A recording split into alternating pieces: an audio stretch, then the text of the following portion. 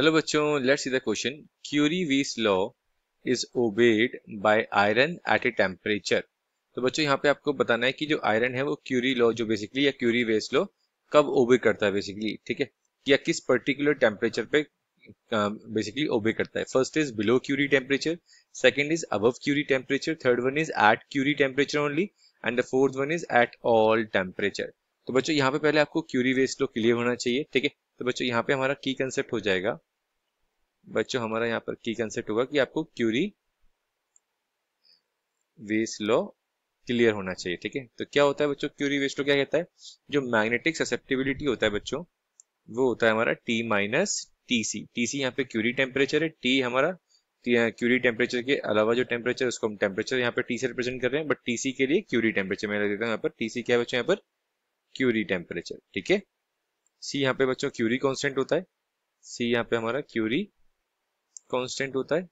और बच्चों जीटा जो है यहाँ पर वो हमारा है magnetic susceptibility. This is magnetic susceptibility, ठीक है। तो एक तो आपको ये बच्चों क्लियर होना चाहिए, ठीक है। तो ये अगर फॉर्मूला आपको क्लियर है तो आप एक बेसिकली आइडेंटिफाई कर सकते हैं कि जो हमारा आयरन है, तो आयरन क्या होता है बच्चों हमारा, तो आयरन बच्चों हमारा एक फेरो मैग्नेटिक सब्सटेंस होता है। क्या होता है, फेरो मैग्नेटिक सब्सटेंस, ठीक है।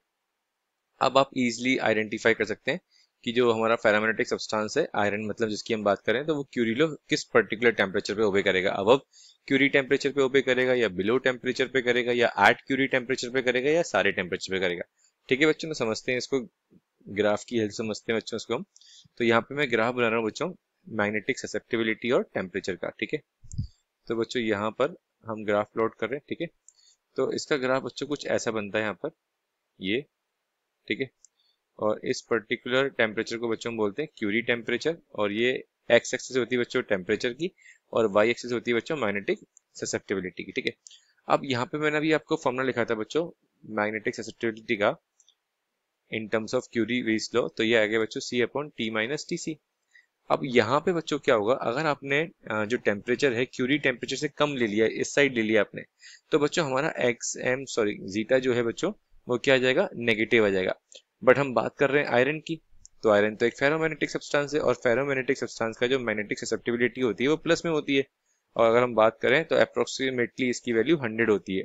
एक्सएम कितना होता है, सॉरी जीटा कितना होता है, मैग्नेटिक ससेप्टिबिलिटी कितनी होती है, 100 होती है, ठीक है।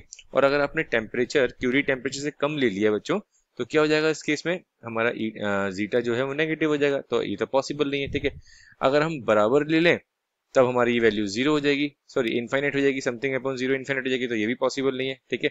अगर हम अबव लेते हैं बच्चों तब ये हमारा ईटा जीटा जो है वो क्या आएगा बच्चों, प्लस में आएगा। तो आपको ये चीज याद रखनी है कि हमारा जो आयरन है जो फेरोमैग्नेटिक सब्सटेंस है, अगर आप टेम्परेचर अबव क्यूरी टेम्परेचर लेंगे, क्या लेंगे बच्चों, अबव क्यूरी टेम्परेचर, तब हमारा जो जीटा है मैग्नेटिक ससेप्टिबिलिटी है क्या आएगी बच्चों, पॉजिटिव आएगी। तो आपका आंसर क्या होना चाहिए बच्चों, अबव क्यूरी टेम्परेचर। तो चेक कर लेते हैं बच्चों एक बार क्या ऑप्शन आ रहा है।